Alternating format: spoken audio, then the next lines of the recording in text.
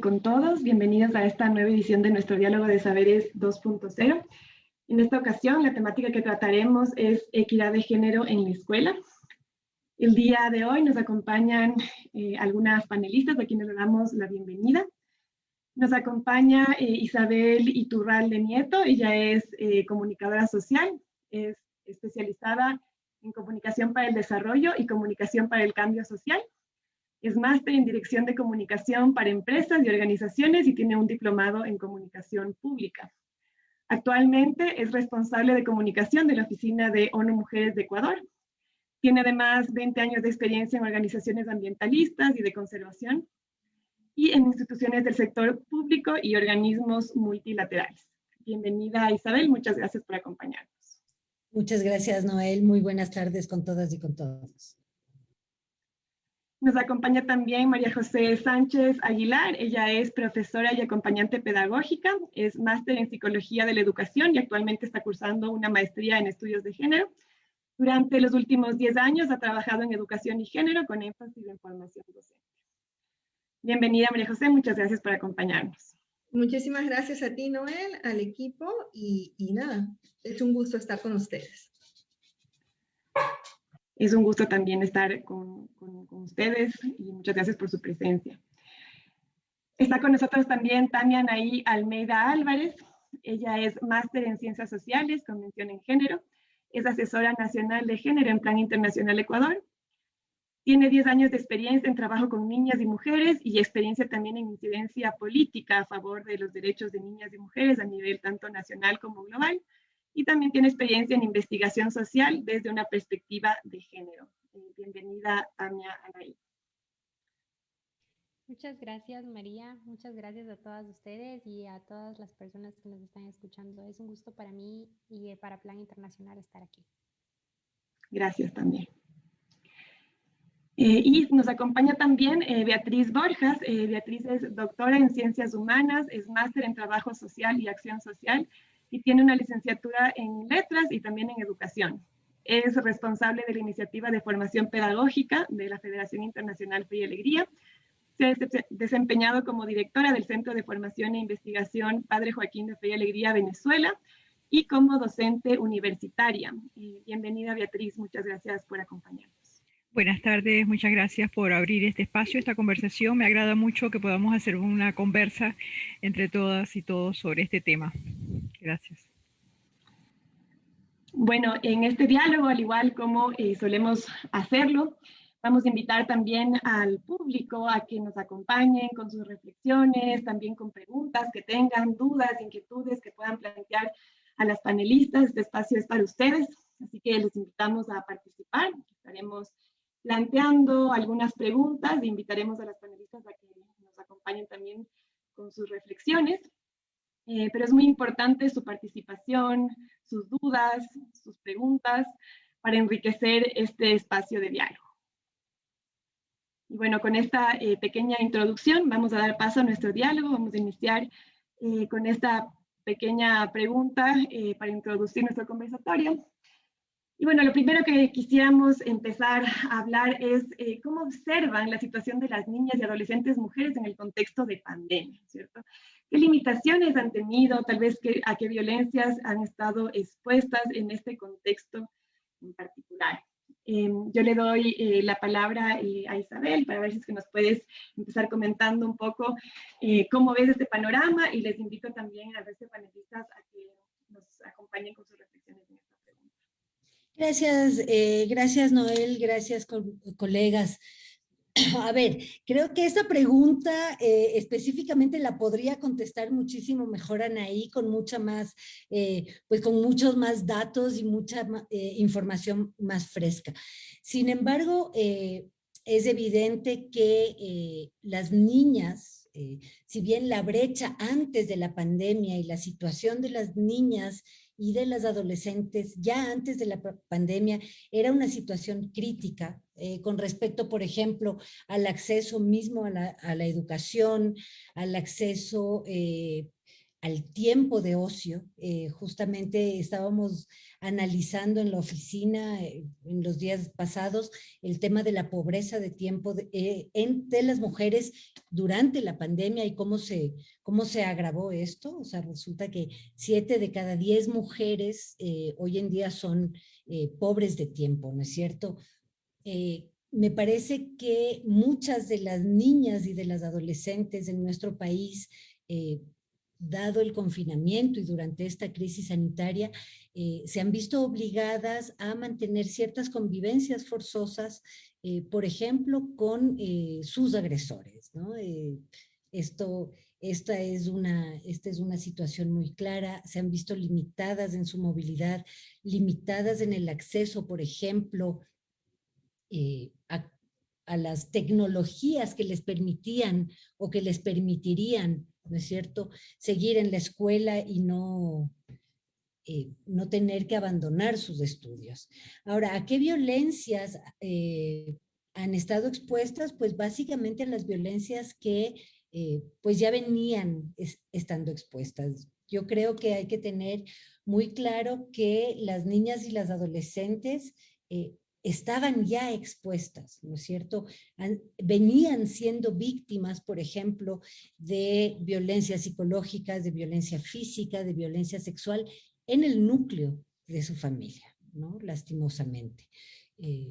Esto durante el confinamiento y durante esta crisis sanitaria solamente se ha agudizado. Es decir, las brechas se han hecho más profundas, mucho más serias, y considero que es importante tener esto en cuenta para que los planes de respuesta pues tengan presente, ¿no es cierto?, las necesidades de las niñas y de las adolescentes en los procesos de recuperación, ¿no es cierto? No me gusta hablar del post-COVID porque considero que no, pues no va a haber un post-COVID, ¿no? Tenemos que acostumbrarnos a vivir con este virus y a convivir de ciertas maneras con las medidas de protección, pero sí de una recuperación, ¿no? Sí debe haber un proceso de recuperación que tenga en cuenta las necesidades de las niñas y de las adolescentes. Cambio. Muchas gracias, Isabel, por tu respuesta, por tu reflexión también respecto a la situación de las niñas y adolescentes, tanto previa a la situación de pandemia como en la actualidad. No sé si es que alguna otra panelista deseara complementar o intervenir. Anaí, adelante. Bueno, buenas tardes. Yo primero decirles que la radiografía que hizo Isabel me parece una radiografía sumamente clara. Yo quisiera empezar diciéndoles que en el 2018, cuando se publicó el CITAN, hubo 2 datos que como que evidencian la situación que viven las niñas de violencia y sobre todo en los espacios más cercanos, es decir, en los hogares. Entonces es importante saber que el 38% de niños, niñas y adolescentes han vivido algún tipo de maltrato extremo en sus hogares. Y también es importante saber que aquí en el Ecuador todos los días 7 niñas menores de 14 años dan a luz por violaciones en los entornos más cercanos. Es decir, ya el espacio del hogar, este espacio que se supone que debería ser el primer garante de derechos de la seguridad y de la vida de no violencia de las niñas y las adolescentes, no es un espacio seguro. No todas las familias, no todos los hogares son espacios seguros. ¿Y qué pasa con el COVID? Que de repente es el único espacio en el que puedes estar. Entonces es esto, se cierra todo y las niñas y las mujeres se quedan encerradas. Encerradas y precisamente como decía Isabela, esto empieza a forzar la convivencia con agresores. Es decir, si había una violencia ya existente, pudo ser mucho más constante porque ya no había ninguno de los 2 espacios que tenían tanto las niñas y las adolescentes como para romper con esta relación violenta, y también las personas violentadoras estaban en el mismo espacio durante todo el tiempo. Eso creo que es una de las cosas muy importantes de ponerla sobre la mesa. Y otra cosa que es muy necesaria es hablar de que la escuela, además de ser como todo este espacio de aprendizaje, también era un espacio salvavidas frente a la violencia. Es decir, estar en una escuela te permitía a ti muchas cosas como niña. Te permitía tener como redes de apoyo con tus amigas, conversar en el recreo, que una profesora pueda mirar que tienes un comportamiento diferente, que tal vez algo te está sucediendo. Entonces, de todas maneras, era un espacio de respiro. Esto no quiere decir que no haya habido violencia dentro de las escuelas, pero sí quiere decir que era un espacio más donde ellas podían encontrar como ciertas formas de contención y también posibilidades de búsqueda de auxilio. Entonces, toda su vida se traslada al espacio del hogar. Se traslada al espacio del hogar para una gran parte de las niñas y de las adolescentes. Sin embargo, también es importante pensar que aquellas que no pueden quedarse en casa también se exponen a otros tipos de violencia, es decir, más violencia dentro de las calles, un tema de empobrecimiento profundizado que les obliga también a tener que trabajar en un contexto en el que no tienen las medidas de bioseguridad para garantizar su vida y su bienestar. Y me parece como sumamente importante también pensar que mientras más tiempo ellas están en la casa y mientras más se incrementa el tema de empobrecimiento, ellas también reciben muchísima más carga de trabajo reproductivo, por ejemplo, que hablaba también Isabela del empobrecimiento del tiempo. Es decir, están en casa con menos acceso a la escuela porque en realidad tienen muy poco acceso a tecnología, muy poco acceso a Internet. En el Ecuador, menos de la mitad de los hogares tienen acceso a Internet y en el sector rural 2 de cada 10. Es decir, la mayoría de niños, niñas y adolescentes no pueden estudiar porque no tienen acceso a Internet y ahora la educación es en línea. Y cuando tienen acceso a Internet, tienen acceso en muchos casos a un dispositivo electrónico inteligente familiar. ¿Y qué es lo que pasa cuando se define quiénes tienen acceso a este dispositivo? Las normas de género son las que pesan. Entonces, en un grupo donde hay 10 hermanitos y hermanitas, siempre se va a priorizar, como se ha priorizado históricamente, la educación de los hombres, la educación de los mayores. Entonces, aquí es como bien interesante analizar que también tenemos un retroceso sumamente importante en materia de educación y de género, y que en realidad sí, las situaciones ya eran complejas, pero nos enfrentamos a una situación de violencia muy fuerte. Y yo quisiera aquí, como para finalizar esto, solo decirles que cuando la pandemia COVID-19 llegó, ya estábamos enfrentando la pandemia de violencia basada en género, porque una pandemia es algo que sucede en la mayoría de los países del mundo y afecta a la mayoría de las personas que viven en estos países. La violencia basada en género afecta a todos los países del mundo. Es decir, no hay un país en el mundo donde digan, bueno, aquí no hay violencia. Hay violencia hacia las niñas y hacia las mujeres en todos los países y la mayoría, una gran mayoría de mujeres y niñas han vivido violencia. Según la última encuesta de relaciones familiares, 6.5 de cada 10 mujeres. Y esto es importante saber porque también es necesario que pongamos sobre la mesa que muchas de esas violencias son invisibles y son difíciles para nosotras reconocerlas. Eso, muchísimas gracias.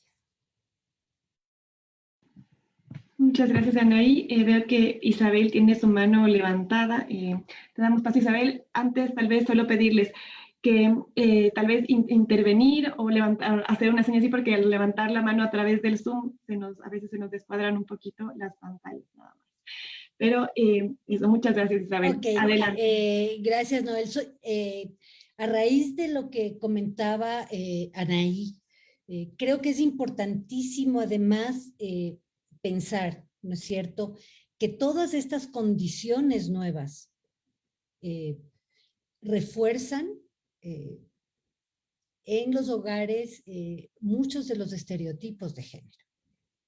Es decir, la carga de trabajo no remunerado del hogar, es decir, el cuidado de los hermanos y hermanas, el dedicarse a, por ejemplo, preparar los alimentos, a, por ejemplo, atender pues los temas de pues limpiar la casa, ordenar, etcétera, recaen, ¿no?, generalmente por ejemplo, en el caso de la familia con 10 hijos e hijas, en los cuales se prioriza la educación de los niños y de los niños más grandes que de las niñas, la carga de trabajo no remunerado del hogar recae sobre las niñas, ¿no es cierto? Volviendo, ¿no es cierto?, volviendo a una estructura pues que sucedía hace 50 años. ¿no? Repitiendo lo que sucedía hace 50 años.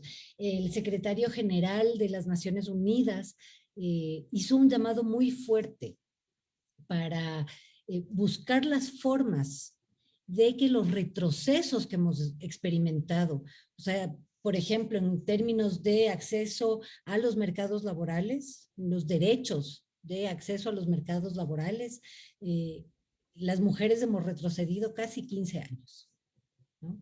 Con la pandemia. Entonces, pienso que es súper importante entender que todos estos pequeños fenómenos, ¿no es cierto?, que parecerían aislados, lo que hacen realmente es reforzar un imaginario del ser mujer, así en singular, ¿no es cierto?, del pensar que hay un tipo de, una forma normal o natural de ser mujer, ¿no?, sin reconocer la diversidad de formas de ser mujeres. Muchas gracias, Noel. Muchas gracias, Isabel. Bueno, creo que hemos tenido un panorama un poco amplio ya respecto a esta pregunta. Muchas gracias por sus reflexiones, por sus comentarios. No sé si es que alguien más quisiera intervenir o si pasamos a una siguiente pregunta. Bueno, quizás adentrándonos un poquito más en el ámbito educativo, que ya, bueno, Anaí nos mencionaba un poquito sobre esta falta de acceso también a la tecnología y esta dificultad, ¿no?, que ha generado también la falta de dispositivos, la falta de acceso a Internet. Pero quizás profundizar un poco más también en este tema. No sé si Beatriz nos quisieras comentar también, iniciar comentándonos de qué manera la pandemia ha recrudecido esta problemática de falta de acceso a la educación de niñas, niños y adolescentes, ¿no? Si nos pudieras comentar un poquito desde tu experiencia y tu conocimiento, y igualmente dar paso también al resto de panelistas para que pudieran también comentarnos sobre este tema. Sí, muchas gracias. Bueno, mi relación general más cercana es con docentes, porque ese es mi trabajo de formación docente, y una reflexión que he hecho mucho, y me voy en la línea de Isabel, lo más preocupante en este momento en términos de educación es el tema de cómo se han ido posicionando los aspectos de la reproducción, los aspectos del cuidado. Era un tema que antes decía, bueno, eso está allí. Todo el mundo se preocupa espacios públicos, del espacio de salir a la calle, de trabajar. Ahora, el hecho de confinarnos nos ha hecho reflexionar de una realidad que siempre existió, pero la teníamos escondidita, como era el mundo del hogar. Una compañera decía, todo se ha trasladado al hogar. Sí, pero es que se ha trasladado a un hogar que no había cambiado, a un hogar donde había una distribución completamente desequilibrada de las tareas del hogar. Había bueno, ustedes acaban de decir el tema de la violencia que estaba presente, pero a mí lo que más me ha llamado la atención, María Noel, es cómo podemos aprender de esta pandemia. Tenemos unas lecciones que tendríamos que tomar en cuenta, es cómo tenemos que entrarles realmente al mundo del hogar, al mundo de la reproducción, al mundo de la economía del cuidado. Es una serie de temas que se habían como dejado a un lado. Ya no, antes yo recuerdo bueno, tú hablas de 50 años, pero yo me acuerdo que antes había en la que tenían que ver con el cuidado. Me acuerdo que era que si puericultura, que si había una serie de incluso aprender a coser, etcétera. Todo eso lo perdimos de las escuelas porque queríamos realmente una formación para el trabajo, un trabajo remunerado, y todo lo que era formación en el hogar, primero las mismas mujeres lo habían rechazado. Las mismas mujeres decían, bueno, es que yo no quiero volver a hacer lo que mi madre hacía, entonces no quiero aprender a cocinar ni quiero aprender a coser. Entonces fuimos cerrando a la escuela, le fuimos cerrando todos esos campos que considerábamos de trabajo, que ahora son considerados de cuidado, de economía del cuidado. La economía doméstica, lo que es saber distribuir las tareas en el hogar, etcétera. Claro, viéndolo con otra mirada, la mirada de equidad de género. Pero sí creo, María Noel, que esta pandemia nos ha hecho reflexionar en esta división del mundo privado y del mundo público, y nos está haciendo pensar que tenemos que, cuando eso recuperar o lo que ustedes quieran la palabra, tenemos que también pensar en que la pandemia nos está enseñando de que el mundo del hogar es un mundo también que debe entrar en el currículo por diferentes razones, porque la distribución de las tareas del hogar, lo que decía la compañera, se han aumentado las tareas reproductivas. Fíjense que nosotros nosotros como mujeres que tenemos que trabajar en la casa, se nos vuelve entonces trabajo en la calle, trabajo en la casa, dentro de la misma casa. O sea que, es decir, hay una serie de componentes en este momento que las tendremos que tomar en cuenta para poder mirar realmente el mundo de lo reproductivo como un espacio político, no solamente como un espacio de reproducción, como decíamos, de trabajo no remunerado, sino de un trabajo remunerado que exige también cambios en la distribución equitativa, pero sobre todo entender lo que es el cuidado como tal, el cuidado de la salud, el cuidado de la alimentación. Es decir, ha sido asombroso cómo se nos han abierto un abanico de temas que podemos ahora incluir, los que estaban allí antes, pero los dejamos fuera porque nos parecía que ya eso estaba pasado de moda y que ahora habría que retomarlos con la mirada de la economía y de la ética del cuidado. Ese es quisiera hacer ese aporte al debate que acaba de comenzar. Gracias. Muchas gracias, Beatriz, también por introducir el tema de cuidados, que es tan importante. Voy a dar paso a María José, que estaba levantando la mano, y luego también a Anaí, que veo que también desea intervenir. Adelante, María José. Muchas gracias, Noel, y gracias también a Beatriz por esta claridad en una explicación urgente, ¿no? Justamente quiero hacer un zoom, digamos, en el punto que Beatriz menciona respecto a que la escuela se preocupó durante muchos años, en las últimas décadas, en entender que el progreso de las mujeres y de los hombres era ir todos hacia el ámbito público, ¿no? Que todos pudiésemos ser profesionales, con ingreso económico, trabajando, qué sé yo, en una visión citadina del futuro, ¿no? Con tu carro y tu depa, como se dice en Perú, y tener todo listo. Eso era, digamos, el progreso. Y esa idea de progreso o esas nociones de éxito están siendo cuestionadas también ahora. Creo que es importante que los docentes y las docentes, los maestros, las maestras, nos cuestionemos. Y esto es algo bien difícil, que los maestros y las maestras trabajamos a veces de ofrecer la información o la lógica que tiene la sociedad, no necesariamente de cuestionarla. A mí me gusta justamente Fe y Alegría porque una de sus máximas es que buscamos transformar la sociedad. Pero esto no es fácil, es doloroso.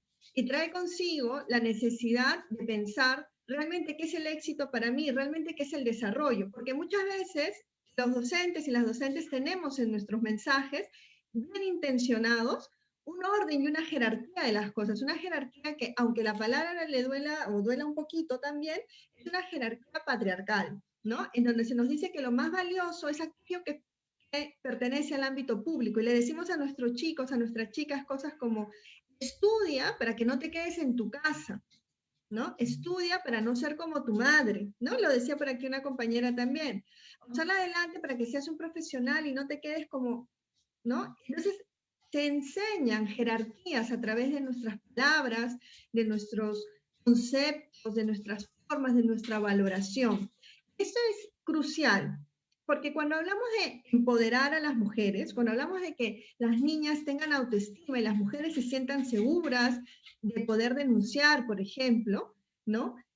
A veces individualizamos ese punto y decimos, Juanita, Pepita, no tiene autoestima, ¿no? Por ejemplo, no se defiende ante la violencia. Le voy a enseñar a defenderse. No es tan fácil. Hay un sistema social que le dice a Juanita y a Pepita que todo lo que ella sabe hacer y lo que ella hace cotidianamente no vale. Es algo de un segundo nivel. Es la casa, es el cuidado, es la atención de otros. Esto no tiene estatus. Yo creo que estamos llamadas ahora, estamos llamados como escuela a igualar estos estatus, ¿no? A revertir este orden y a decir que los cuidados, la casa, la atención es importante. La escuela es un lugar preciso para hacerlo, por la influencia que tiene.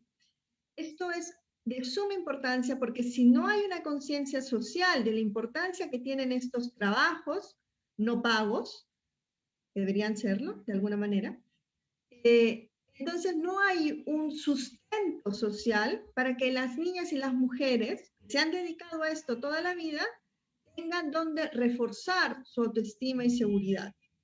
Por supuesto que no es lo único que van a hacer, pero es importante que históricamente le demos y reivindiquemos el lugar que tienen, ¿no? Los conocimientos y la sabiduría que se genera en el cuidado y en el hogar.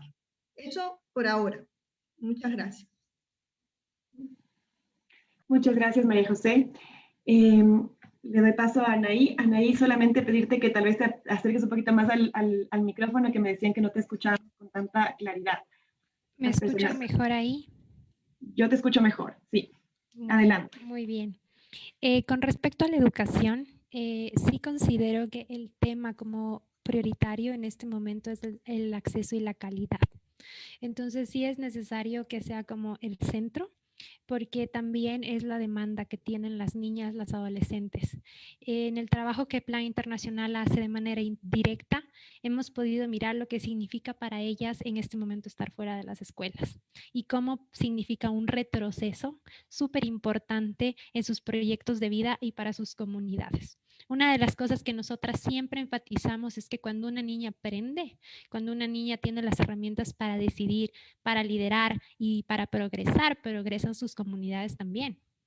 O sea, cuando una niña tiene educación y crece y salen también sus comunidades. Entonces sí creo que cuando hablamos de educación, como lo más apremiante es el tema de acceso y el tema de calidad. En este momento, hasta inicios de este 2021, tenemos a 90,000 niños y niñas y adolescentes fuera del sistema educativo. Eso implica que en realidad a nivel de Ecuador y también a nivel del mundo estamos en una de las crisis de interrupción de la educación más grandes de la historia, y esto va a tener como unas repercusiones sumamente importantes en las posibilidades que van a tener las niñas y las mujeres de alcanzar su autonomía social y económica. Una de las cosas que sí me parece importante y es sumamente necesario hablar es que justo esta condición de COVID-19 ha aumentado de manera significativa la carga de trabajo doméstico que tienen que enfrentar las niñas y las adolescentes dentro de los espacios del hogar. Y que claro, ya en un inicio estábamos hablando de que de cada 100 horas dedicadas al trabajo reproductivo, que incluye el trabajo doméstico y el trabajo de cuidados como dos cosas diferentes, porque el trabajo de cuidados implica un cuidado también, un cuidado hacia una persona, y en este contexto todas esas responsabilidades que no se han podido cumplir dentro de como los espacios garantes de derechos han recaído sobre el hogar, sobre un hogar que ya estaba solventado por las mujeres y las niñas.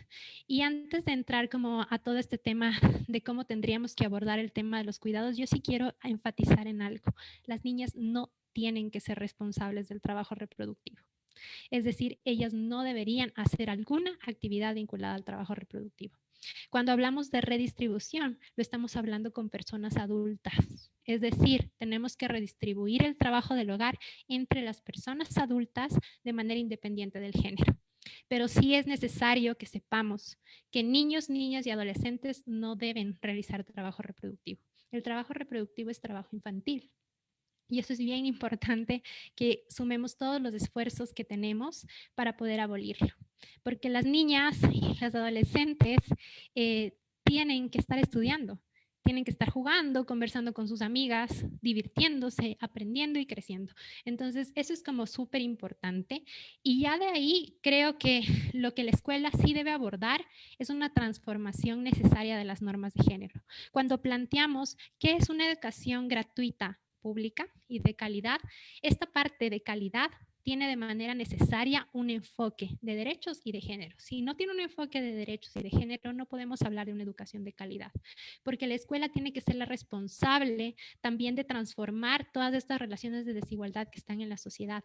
Las niñas y los niños tienen que aprender a construirse de manera diferente. Y sobre el tema de cuidado, lo que tienen que aprender en las escuelas no es cómo resolver las tareas domésticas o cómo cuidar. Lo que tienen que saber es que es responsabilidad de todas las personas adultas y que su derecho es estudiar, no asumir alguna responsabilidad de trabajo reproductivo, de cuidados. Y ese ha sido un gran error que hemos tenido como sociedad. Creer que es parte de lo que les viene a las niñas como parte inherente de sus existencias. Según las investigaciones que tenemos, o bueno, según las cifras oficiales, más o menos empiezan a realizar trabajo reproductivo desde los 12 años. Pero Plan Internacional tiene una investigación en las comunidades más empobrecidas del Ecuador y las niñas de 5 años se encargan del trabajo reproductivo y de cuidados. Y también ahora que hemos podido tener como estas investigaciones con ellas y preguntarles cómo van las cosas, el haber estado fuera de la escuela, el estar ahora fuera de la escuela, les está dejando a todas como única alternativa el trabajo reproductivo. Y una cosa que yo sí quisiera decir es que si bien hay diferentes como ideas de lo que significa el éxito, porque eso es subjetivo y cada persona construye eso, sin embargo, el deseo y las ideas que tenemos son construcciones sociales también, entonces soñamos hasta donde podemos, es decir, ya nos trazaron un mapa de hasta dónde tienen que ir nuestros sueños. Sí es importante saber que todos los esfuerzos que se hagan desde la escuela deben apuntar a la vida digna. Es decir, y el trabajo de manera necesaria es parte de la vida digna. Es decir, que las niñas y las adolescentes tengan todas las herramientas disponibles para poder alcanzar o poder acceder a un trabajo digno. Este trabajo puede ser de diferentes maneras, no necesariamente tiene que estar en las mismas lógicas siempre, pero sí un trabajo que les permita solventar todas sus necesidades básicas y todas sus necesidades básicas y todas las necesidades de crecimiento, de estudio, de poder viajar, de poder conocer. O sea, eso es lo que debemos buscar a través de la escuela, que tengan las herramientas para tener una vida digna.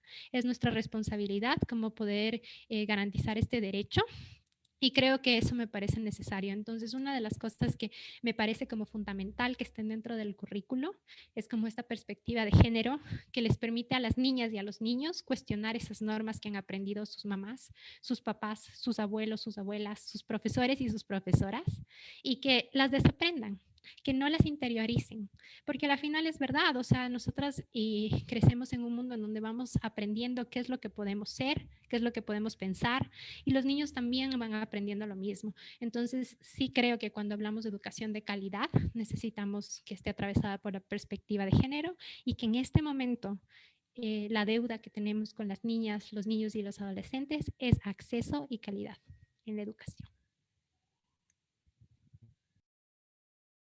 Muchas gracias, Anaí. Bueno, creo que se han planteado dos perspectivas tal vez distintas, ¿no? Respecto también al abordaje de los cuidados, pese a que pienso yo hay una coincidencia, ¿no? En esta idea de que, que el trabajo, digamos, reproductivo y de cuidados debe ser asumido de manera equitativa. También, digamos, se ha planteado la idea de que sea una responsabilidad de las personas adultas, ¿no? Que no sea algo asumido desde la niñez, desde la adolescencia. Pero también se plantea esta idea de incluir esto dentro de las posibilidades de formas de vida que existen, ¿no? Para las personas, ¿no? Dentro de el ámbito curricular, que el trabajo de cuidados o que los cuidados en sí mismos puedan ser incluidos como algo no negativo, ¿no? Sino como parte de la vida misma, ¿no? El cuidar de otras personas, el también tal vez hacer labores en el hogar, tanto dentro, digamos, tanto en el espacio público como dentro del hogar, ¿no? Creo que ambas posturas se han planteado, me parece interesante poderlas escuchar y considero que es importante, ¿no? Abordar este tema de los cuidados, gracias también por sacarlo. Me gustaría profundizar en el ámbito educativo también, sobre cómo es actualmente, ¿no? Porque decimos que queremos incluir el enfoque de género en la educación, que es necesario.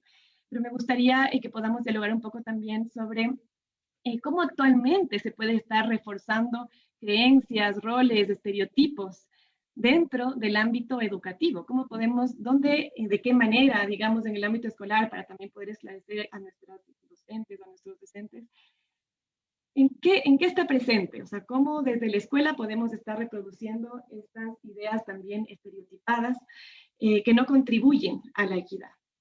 Veo que María José me levantó la mano, y me parece que también Isabel, entonces vamos a pasar con bueno, María José y luego seguimos con Isabel. Ok, este punto me parece sumamente importante porque también requiere nuevamente de un proceso de cuestionamiento.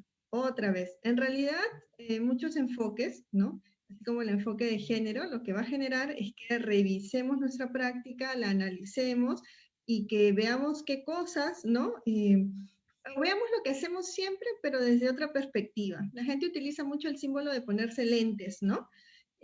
Nosotros también utilizamos la idea de ponerme en otro lugar, ¿no? Para verlo, como si pudiese ver mis propias clases, ¿no? Como una participante o una participante más. Y en esa línea, en el trabajo con docentes, ¿no? Como maestras y maestros en Perú, este momento de encontrar y de empezar a decir, oye, pero ¿qué hago? Era súper potente, ¿no? Es súper potente. muchos maestros, y esto solo voy a repetir lo que ellos y ellas dicen, notan que, por ejemplo, tienen expectativas distintas hacia de sus niños y de sus niñas, ¿no? Es decir, esperan o sueñan o los visualizan incluso de una manera o con un tipo de desarrollo social o profesional distintos a unos y a otras, ¿no? Esperan distintas cosas y en ese sentido también apelan, ¿no? Obviamente a distintas características. Las chicas le apelan a, pero tú me entiendes, tú me comprendes, tú eres obediente, tú vas a saber, ¿no? Como diciendo, no, tú como niña, porque las niñas son así, son tranquilas, son obedientes, son comprensivas, son más disciplinadas. Entonces, su propio lenguaje, ¿no? Apela, llama a esas características, a esas, digamos, que se espera tenga la niña. En cambio, los niños dicen, a ver, Juan, compórtate, porque esos chiquitos es que son tremendos, son. El propio lenguaje, la forma en la que se dice. Ni siquiera estamos hablando ya del adjetivo, sino incluso de la manera en la que se dice la palabra, ¿no? Es bien interesante cómo el lenguaje verbal y no verbal también va a marcar las formas de interacción, ¿no? La rudeza o no con la que se trabaja, y esto pues a su vez va a lograr lo que Anaí dice, que se interioricen características, ¿no? Y que se vayan construyendo así también estereotipos que se terminan haciendo realidad a fuerza de costumbre. Por supuesto, también están los roles y las tareas, ¿no? En las escuelas que acompaño, durante la etapa presencial, era común que se repartieran roles y tareas, por ejemplo, de limpieza del aula, ¿no? De mantenimiento del aula entre los estudiantes, ¿no? Y a veces a las niñas les tocaba, qué sé yo, arreglar, limpiar un poquito, pasar la escoba, y a los chicos no, ¿no? A ellos les tocaba arreglar los libros, ¿no? O alguna cosa como guardar los instrumentos de laboratorio. Entonces notamos que hay como una diferencia incluso ahí explícita en las tareas que se les encomienda, ¿no? Espera que los cuadernos de las chicas estén preciosos, mientras que se tolera y se toma, pues como normal que los cuadernos de los chicos sean a lo mejor sucios o tal, ¿no? Los profesores iban identificando eso, las profesoras también.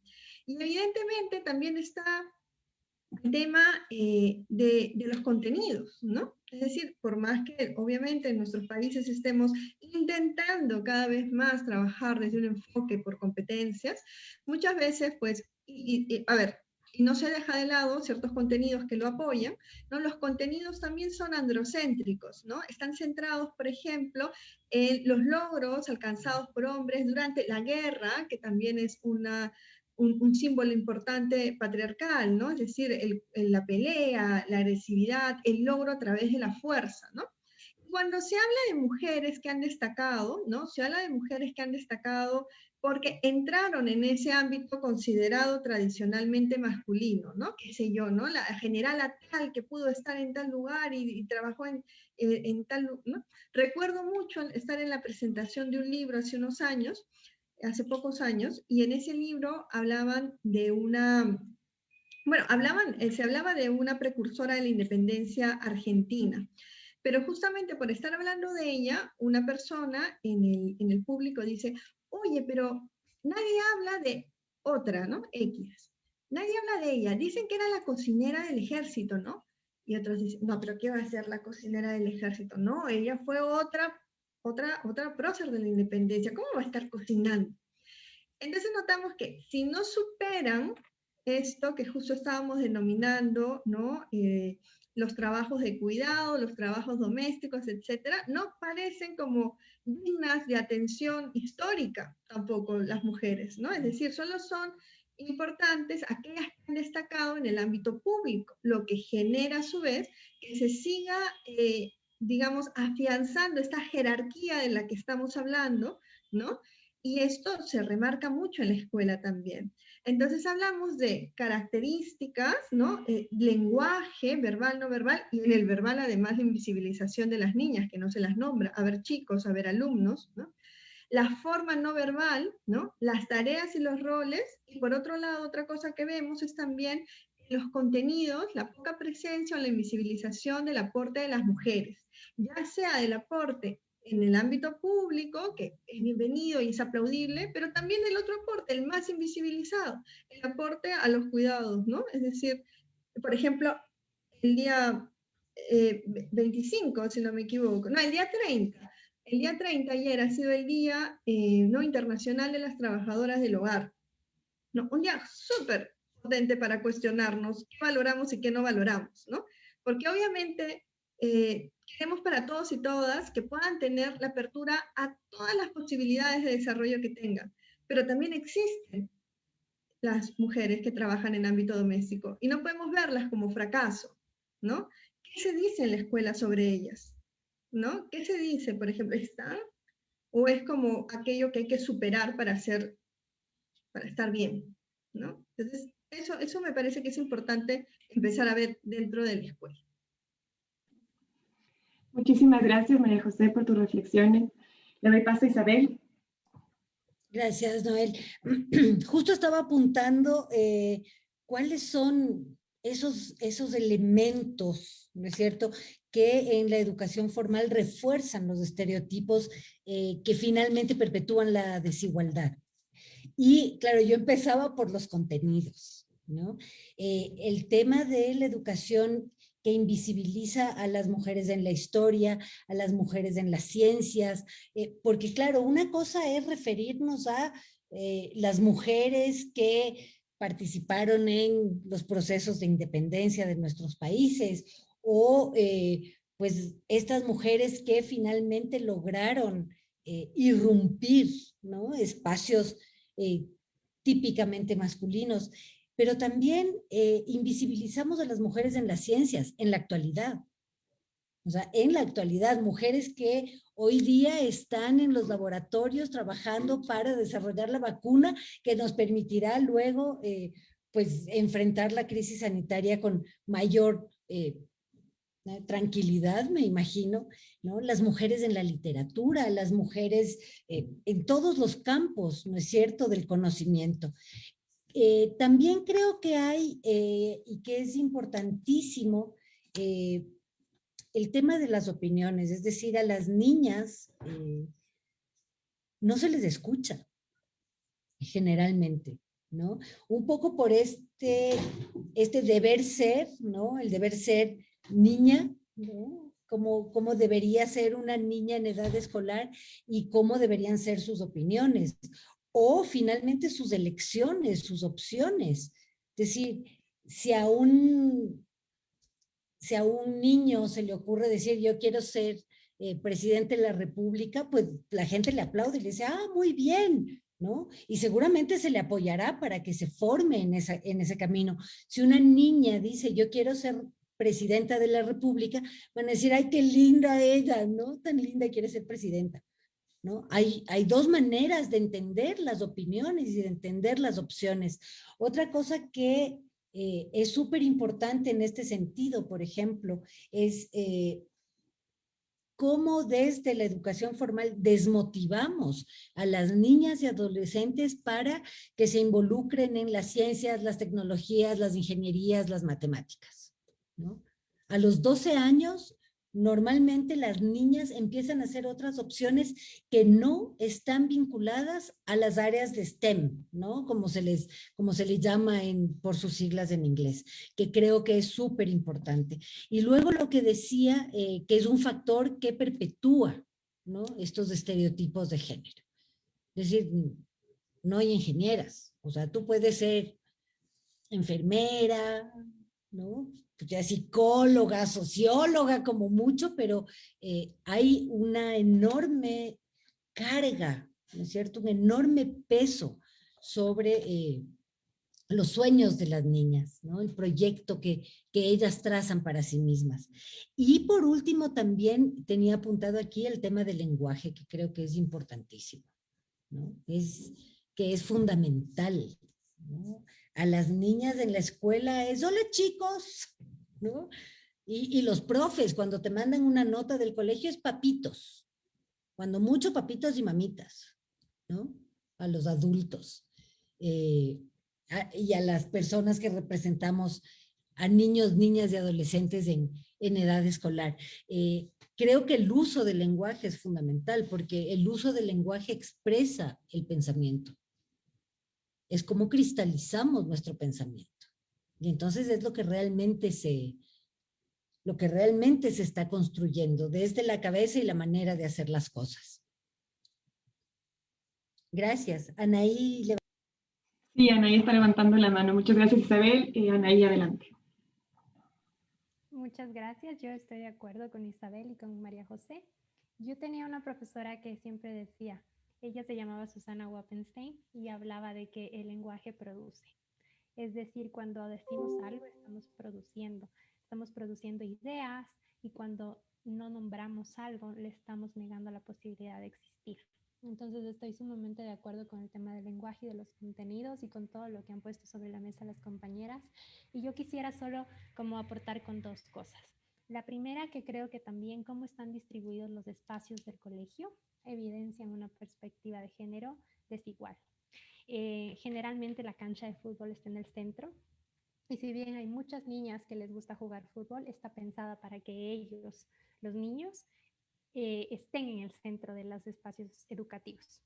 Y generalmente las niñas comen como alrededor.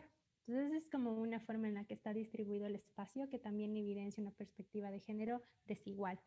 El tema de los uniformes, el tema de llevar falda a las 6 de la mañana cuando hace un montón de frío, también sigue como potencializando, reproduciendo como todas estas desigualdades de género. Y creo que hay algo fundamental aquí, y es la forma en la que los colegios y las escuelas reciben las denuncias de violencia sexual. Es ahí donde se puede evidenciar cómo hay una perspectiva de desigualdad de género, cómo la palabra de las niñas y las adolescentes no es suficiente prueba, cómo hay un montón de, bueno, preguntemos bien si pasó esto, tal vez no pasó, una defensa hacia los profesores o hacia las personas involucradas. Entonces creo que como una de las cosas que podemos mirar es cómo estamos abordando la violencia sexual dentro de las escuelas y cómo le estamos abordando evidencia que en realidad las niñas y las adolescentes mujeres no son una prioridad. Eso quería como puntualizar. Muchísimas gracias, Anaí. Isabel, adelante. Gracias, Noel. Creo que en este punto vale la pena no olvidarnos de los niños también, ¿no? Es decir, trabajar la perspectiva de igualdad de género requiere de trabajar con los niños y con los adolescentes varones, ¿no?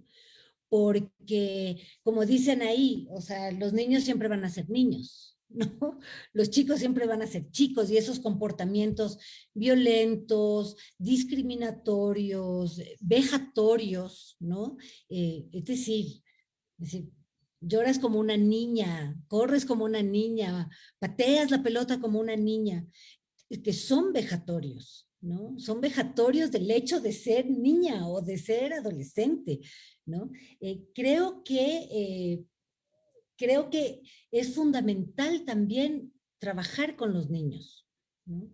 Y lograr entender que si una niña es una buena futbolista, tiene que ser parte de ese grupo, ¿no? En la escuela de mis hijos, de mi hijo y de mi hija, incluso hicieron un equipo mixto, ¿no? Un equipo de fútbol mixto para las competencias dentro de la escuela, ¿no?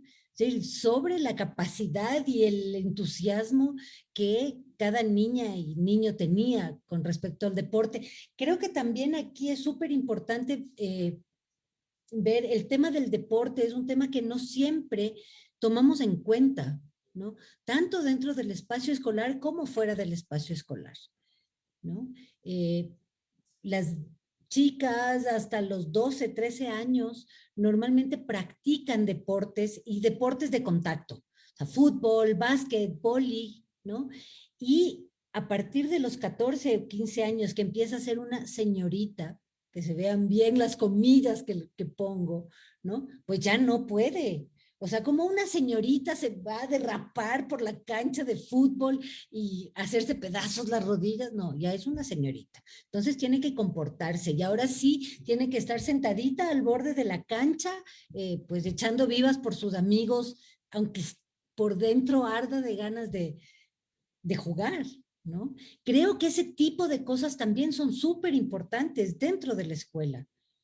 Es decir, las chicas, adolescentes, ¿no? Pueden, deben tener acceso, tienen el mismo derecho a seguir practicando un deporte de contacto. ¿Por qué no?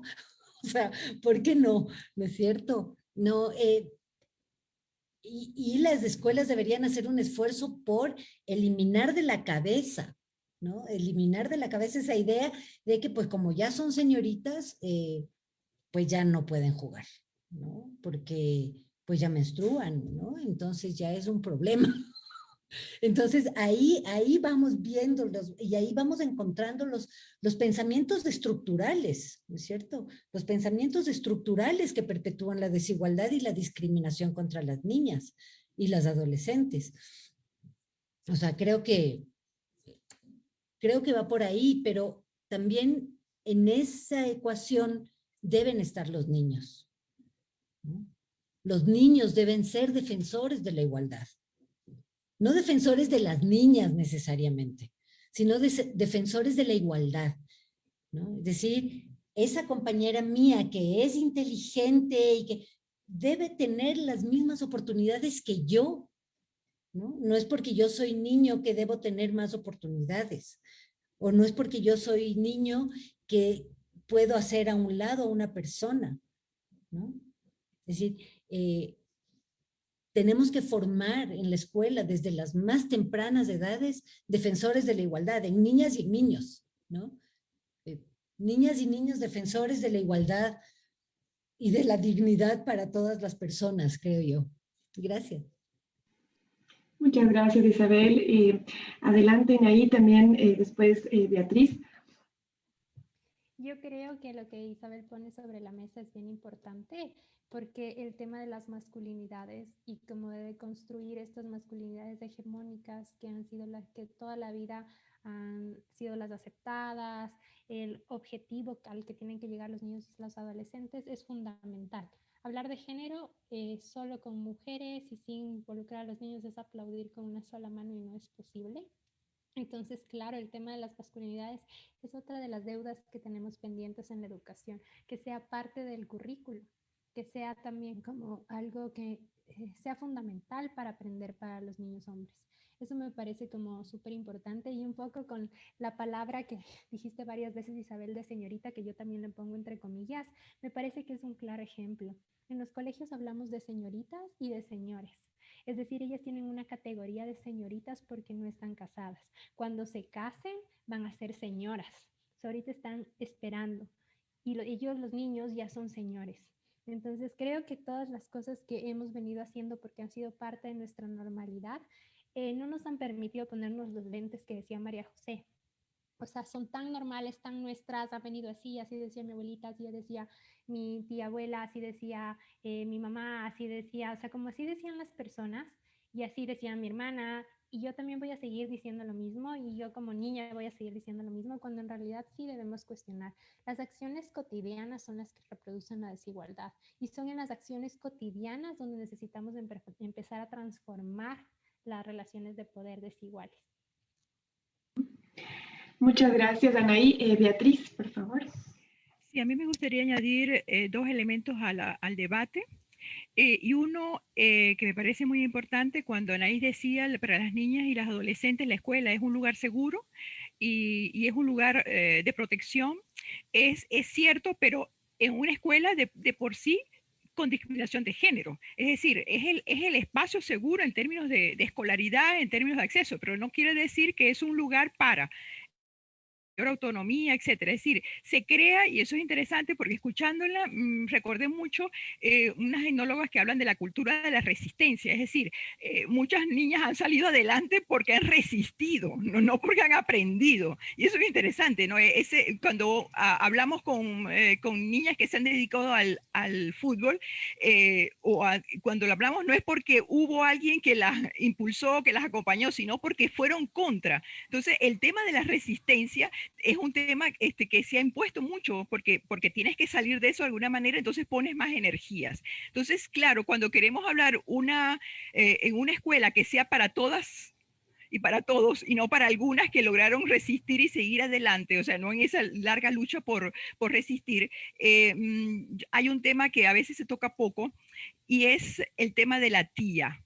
Yo en estos días estuve releyendo a Paulo Freire en las cartas que Paulo Freire le escribía a las maestras. Ella decía, por favor, que no las llamen las tías, son maestras, ustedes son maestras, no son tías. Entonces, sí creo que hay un tema que tenemos que, cuando hablemos de educación en género, hablemos también de la fuerte feminización de la carrera docente y de lo que significa el papel de una docente, sobre todo cuando estamos en escuela primaria, que la mayoría, bueno, no sé si pasa en otros países, pero en el caso de Venezuela, generalmente las docentes son escuela primaria y cuando vayamos a escuela secundaria conseguimos profesores, ¿no?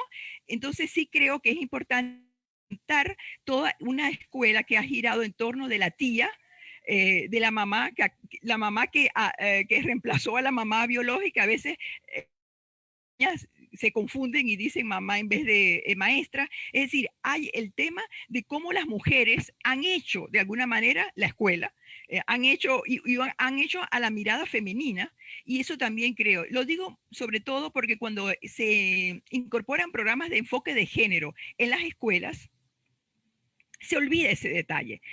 Viene de arriba un plan, hay que dar el objetivo tal, vamos a hablar de género y no hablemos de sexo, hablamos a tal, pero resulta que eso entra dentro de una escuela de que ya históricamente se ha hecho alrededor de la cultura de mujer, alrededor de una mamá que cuidó, es decir, que se reemplazó la mamá fue reemplazada por la maestra. Entonces sí creo que este detalle es importante, el tema del trabajo profundo de los estereotipos en las docentes, y el papel de educar también fundamentalmente. Y bueno, estoy de acuerdo con ustedes con el tema del desmontaje de la masculinidad hegemónica. Hay que pensar en niños y niñas, no solamente en las niñas, porque creo que este es un trabajo también de trabajar con los niños. Entonces, esos dos detalles me quería introducirlo también en el debate que se abrió.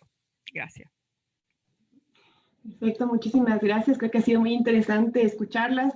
Han sacado pues algunos elementos del tema del lenguaje, también la distribución de las tareas, cómo se hace en los centros educativos, en el ámbito deportivo también, a quién se incentiva más, a quién se desincentiva en ciertas ocasiones.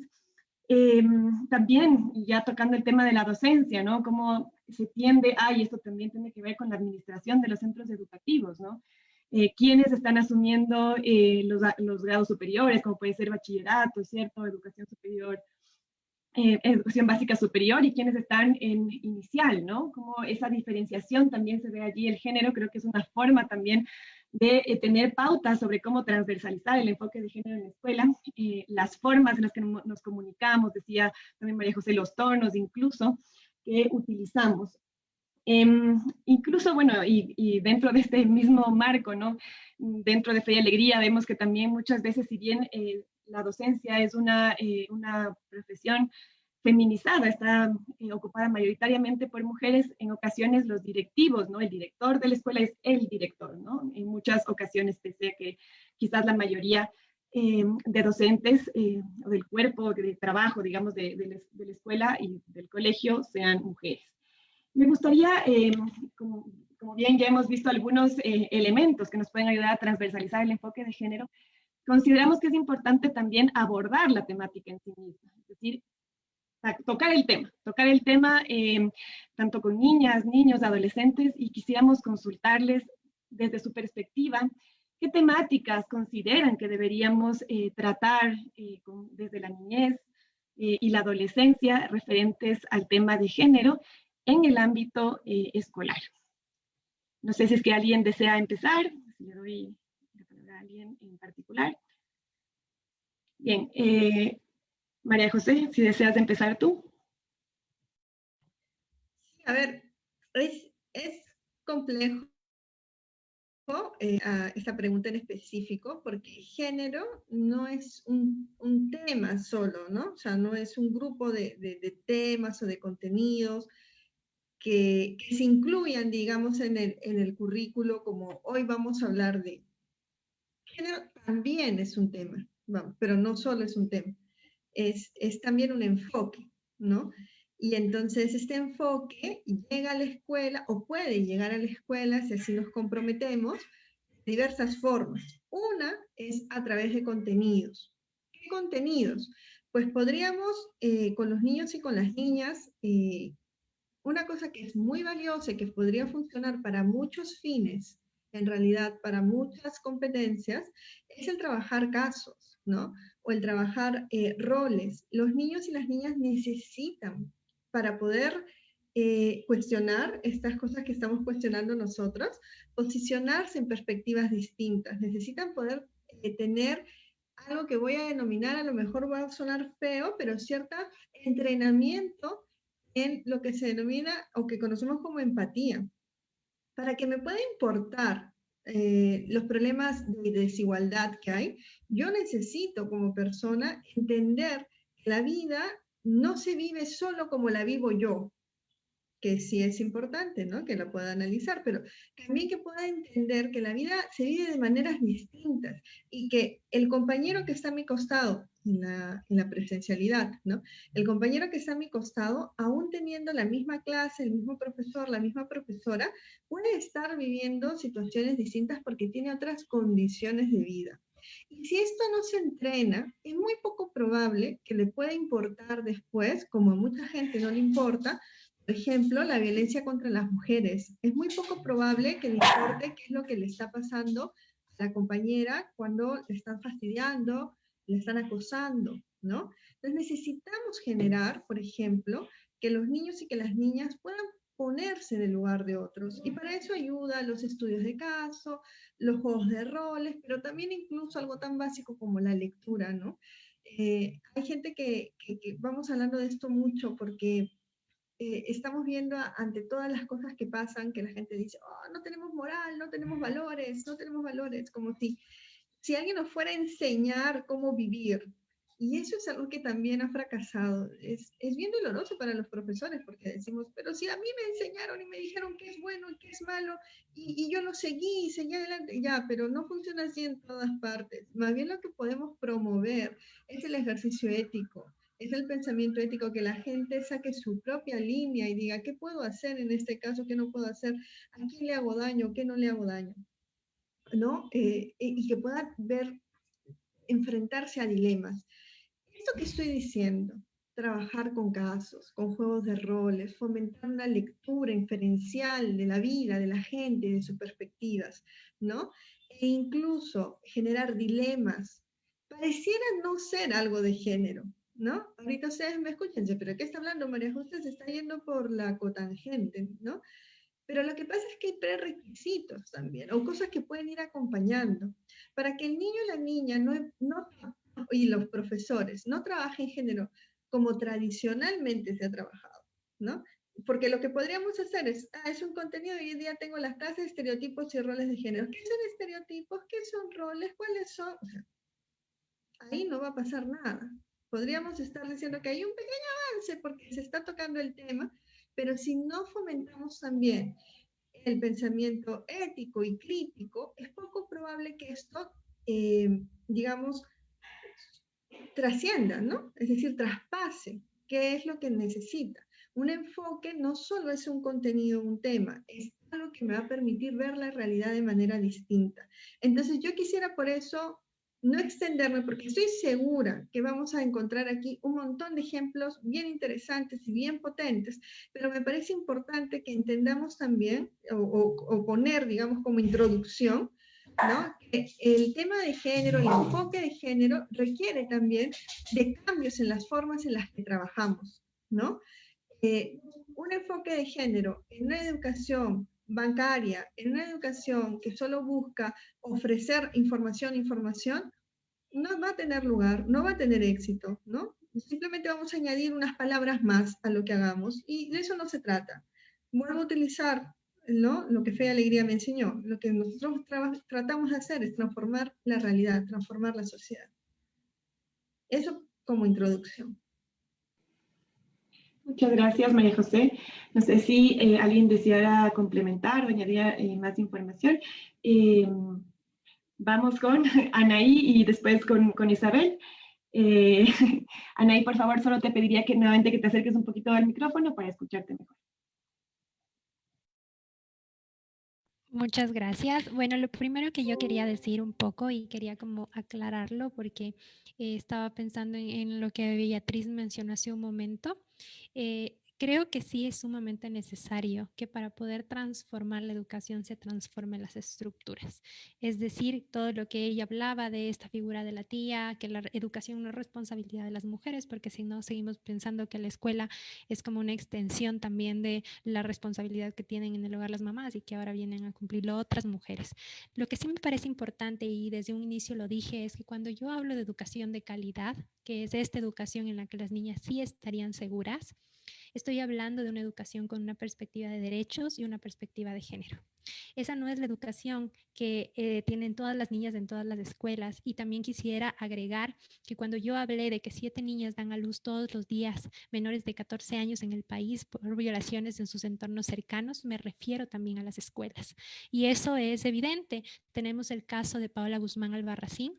Esta sentencia ya salió a favor de Paola desde la Corte Interamericana de Derechos Humanos, donde se evidencia la violencia extrema que se puede vivir en los espacios educativos. Entonces, no creo que sea un espacio de seguridad, más bien es nuestra responsabilidad que sea un espacio seguro, pero sí creo que no tener acceso a la escuela aumenta el riesgo de violencia de manera increíble. Y frente a eso, lo que quería decir, y un poco retomando lo que decía también María José, creo que sí, o sea, la educación tiene que tener un enfoque de género interseccional, poder analizar cómo además del género se conjugan otras condiciones sociales que hacen que las personas enfrentemos diferentes situaciones de discriminación y violencia y de desigualdad de acuerdo a cómo se tejen estas condiciones. Y es fundamental esto porque nos permite entender que si bien compartimos un espacio, una escuela, por las diferentes condiciones que nos hacen, que son parte de nosotras y de nosotros, tenemos que enfrentar diferentes retos. Me parece sumamente interesante eso, me parece necesario fomentar el pensamiento crítico, es fundamental, porque el pensamiento crítico es lo que permite decir, bueno, esto me dijeron siempre, pero hay algo que me incomoda en esto, porque esto significa que yo sea la que tenga que lavar los platos. Entonces ahí es cuando empieza como a decir, bueno, esto no me gusta, no me gusta, o sea, no importa que me hayan enseñado, a mí no me gusta porque siento que no es justo conmigo. Cuando nosotras trabajamos con las chicas y con los chicos siempre les decimos que una alarma es esa sensación de sentirse incómoda e incómodo y que siempre deben escucharla. El pensamiento crítico, el pensamiento reflexivo que les permite como tratar de buscar nuevas posibilidades a esa realidad que cuestionan y también creativo para buscar alternativas.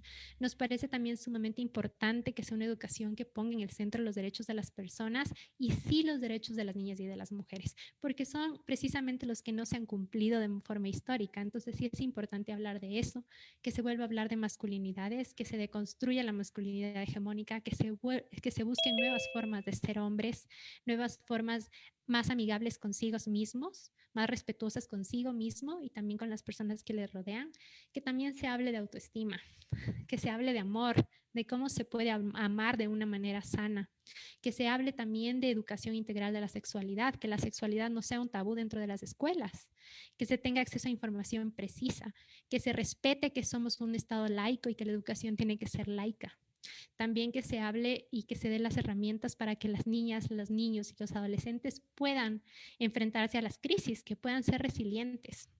En este momento hemos mirado cómo necesitamos una educación que promueva la resiliencia, que dé los insumos para que tú puedas enfrentar una crisis y puedas recuperarte de esa crisis. Entonces, sí es una educación que debe enfocarse en el tema académico, pero también en todas las herramientas necesarias para poder alcanzar una vida digna y para garantizar que todas las personas tengan una vida digna también.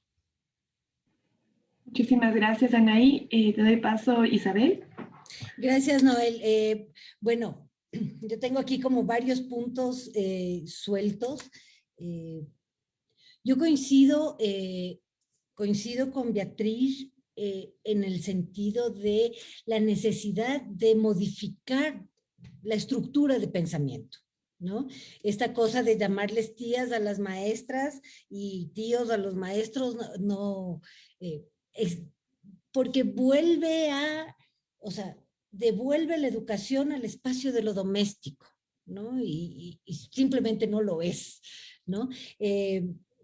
También por ahí, digo, creo que es importantísimo pensar en una educación liberadora, ¿no? La educación debe ser liberadora, porque solamente tu estado como un ser libre, ¿no? Cuando te has construido como un ser libre, puedes desarrollar un pensamiento crítico, un pensamiento reflexivo. Es decir, el rol de la educación en la construcción de sociedades más libres y más igualitarias es clave. O sea, está en la base, ¿verdad? Creo, y no sé, María José, si es que yo llamaría empatía. Yo no sé si tenemos que empatizar necesariamente, ¿no es cierto?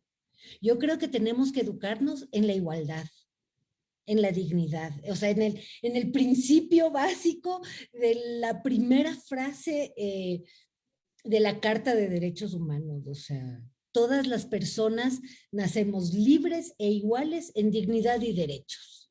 O sea, eso debería estar escrito en todas las aulas. Y eso es algo que deberíamos de entender. A pesar de que yo no logre comprender tu situación personal, porque no tengo todas las herramientas para comprender la interseccionalidad, por ejemplo, ¿no es cierto? Porque soy una niña pequeña que está aprendiendo el mundo. Y entonces no tengo todas las herramientas para comprender la desigualdad en el ejercicio del poder, para comprender las brechas socioeconómicas, pero el trabajo básico, es decir, todos nacemos iguales, todas las personas nacemos iguales, igualitas, más allá del color de piel que tenga, más allá del barrio donde viva, más allá del idioma con el que me exprese, somos iguales y nacemos en esa misma condición. Yo creo que o sea, a mí me fascina esa frase porque es como la condensación de todo lo bueno, según yo, ¿no? Todas las personas nacemos libres e iguales en dignidad y derechos. O sea, condensa todo lo bueno, ¿no? Y decir, si es que podemos educarnos ahí, entonces podremos desarrollar empatía, ¿no es cierto? Entonces podremos ser empáticos, porque aunque yo no termine de conocer tu experiencia, puedo comprenderla y puedo respetarla, porque tú eres un igual a mí, ¿no?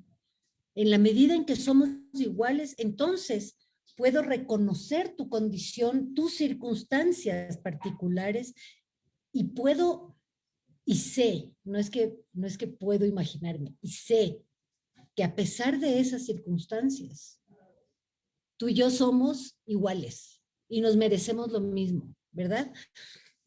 La otra es el pensamiento crítico, ¿no es cierto? El pensamiento crítico y el pensamiento reflexivo. Yo creo que esos son enormes actos de libertad, ¿no? Porque en un momento, por ejemplo, si te sientes incómoda porque te tocó lavar los platos o porque siempre te toca lavar los platos y a tu hermano nunca le toca lavar los platos, te rebelas. Te rebelas contra esa forma del poder que ejercen los adultos de tu casa. Y ese acto de rebelión es un acto de libertad, de autodeterminación, de decir, no, yo no voy a lavar todos los días los platos, porque no está bien, porque no solo comí yo. Punto. Y me voy a mi cuarto o me encierro en el baño o me voy al patio, ¿no? Y entonces estoy haciendo un acto profundísimo de autodeterminación y de libertad, por lo tanto. Entonces yo sí creo que el autoestima es un acto de libertad. O sea, esto soy yo y así me amo, ¿no? Y esto soy. Y al que le gusta, qué suerte, y al que no le gusta, pues ni modo, ¿qué puedo hacer? ¿No? Creo entonces que realmente